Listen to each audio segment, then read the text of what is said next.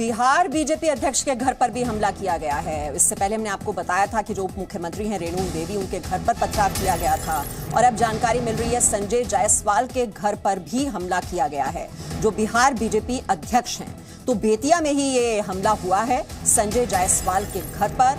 तो किस तरह से उपद्रवी आगे बढ़ते जा रहे हैं, सुनने को तैयार नहीं। केंद्र सरकार की ओर से हालांकि समझाने की कोशिश की जा रही है कि जो अग्निवीर हैं उन्हें किस तरह से प्राथमिकता दी जाएगी।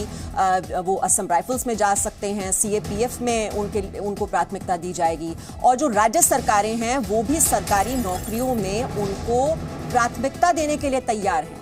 लेकिन ये उपद्रव बढ़ता ही जा रहा है। बिहार के दर्जन भर जिले से ज्यादा हैं जहां से ऐसी ही तस्वीरें देखने को मिल रही हैं, जहां पर ट्रेनों की बोगियों में आग लगाई जा रही है, रेलवे ट्रैक पर जाकर ये प्रदर्शन किया जा रहा है। 5 ऐसे स्टेशन हैं जो इस वक्त बंद पड़े हैं। रेल यात्रियों को कितनी ज्यादा दिक्कत इस वक्त हो रही होगी, अब उनका क्या कसूर है? अगर आपको अपनी बात रखनी है, आपको अगर स्कीम में किसी तरह की कोई परेशानी है, दिक्कत है, तो सही फोरम का इस्तेमाल किया जाए, सही तरीके से अपना विरोध प्रदर्शन किया जाए, अपनी बात सरकार तक पहुंचाने की कोशिश की जाए। लेकिन सवाल यह है कि अगर आप देश की संपत्तियों को इस तरह से नुकसान पहुंचा रहे हैं, तो सेना में भर्ती होकर आप देश सेवा कैसे कर पाएंगे? सेना जो कि जानी जाती है अनुशासन के लिए, समर्पण के भाव के लिए, और नाम, नमक और निशान के बहुत ज्यादा मायने होते हैं सेना में। तो ऐसे जो नौजवान हैं अगर सेना में जाएंगे तो वो देश सेवा के भाव से क्या लैस होंगे? ये एक बड़ा सवाल है अपने आप में। सरकारी संपत्तियों को क्यों नुकसान पहुंचाया जा रहा है? अब ये जो आरोप प्रत्यारोप भी हम देख रहे हैं, किस तरह से जो सरकार है उसकी ओर से कहा जा रहा है कि ये दरअसल अभ्यर्थी नहीं है, ये राजनीतिक कार्यकर्ता हैं जो उत्पात मचा रहे हैं, इसके पीछे राजनीतिक साजिश है और संजय जायसवाल के घर पर यह पथराव हुआ है। तो आप देख रहे हैं किस तरह से उपद्रव का जो दायरा है वो बढ़ता जा रहा है।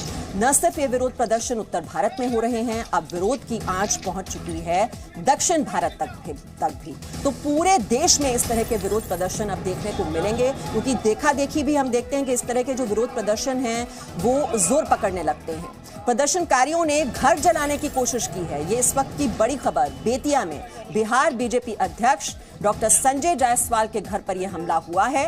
फायरिंग भी हो रही है, ये भी जानकारी मिल रही है। घर पर केरोसिन तेल और उसे जलाने की कोशिश की गई है। तो ये बड़ी खबर इस वक्त। तो ये उपद्रवी रुकने के लिए, थमने के लिए तैयार नहीं है।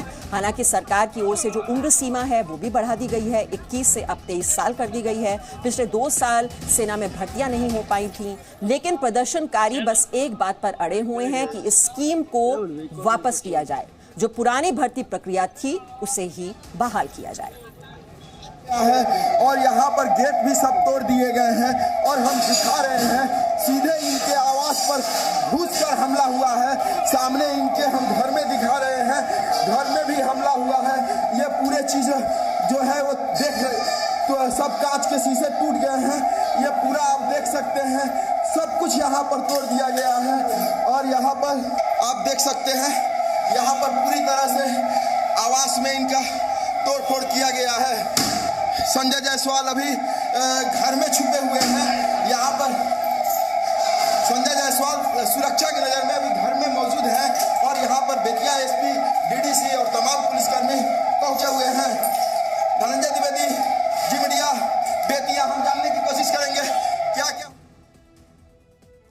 तो आप देख रहे हैं किस तरह के हालात बने हुए हैं बेतिया में। बिहार बीजेपी अध्यक्ष डॉक्टर संजय जायसवाल के घर पर यह हमला किया है और जैसा कि वहां से रिपोर्टर बता रहे थे कि वहां पर फायरिंग भी हो रही है। तो हालात लगातार बिगड़ते जा रहे हैं और अब ऐसे में अब इन उत्पात मचाने वालों को, उपद्रवियों को किस तरह से कंट्रोल करना है, ये एक बहुत बड़ी चुनौती प्रशासन के सामने है, क्योंकि रेलगाड़ियों को निशाना बनाया जा रहा है और लोगों के घरों पर इस तरह से ये उपद्रवी पहुंच रहे हैं और वहां पर फायरिंग की भी जानकारी मिल रही है। घर पर यह हमला किया गया है बिहार बीजेपी अध्यक्ष संजय जायसवाल के घर पर।